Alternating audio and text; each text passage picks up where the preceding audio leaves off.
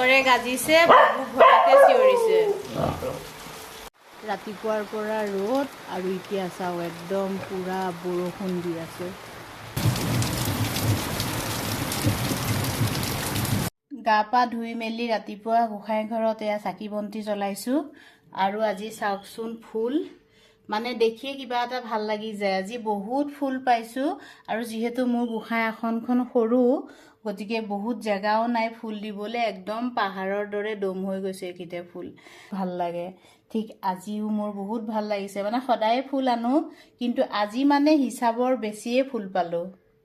বুট খাই ভাল পায়, প্লেটত যদি বা বাতিত বা দিওঁ নেখায়, কিন্তু বিচনাত যদি এনেকৈ ছটিয়াই দিওঁ টপ টপকৈ খায়। এয়া চাওক ধুনীয়াকৈ বুট খাই আছে। এফালে বুগুৰ খোৱাখিনি খুৱাই দিম, এতিয়া ঠাণ্ডা হৈছে। আৰু মই কি খাম জানেনে? আজি বেলেগ একো খাবই মন যোৱা নাই।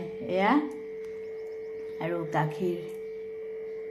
আৰু এইফালে আমাৰ ধুনুমাক বান্ধিছোঁ, কিয় জানেনে? খুৱাব লাগিব। ভোক লাগিছে জানো তোমাৰ? মাতি থাকিলে দেখোন ওলাই নাহা, কণীয়ে শেষ নহয় তাই। ব'লা খাই ল'বা, ব'লা।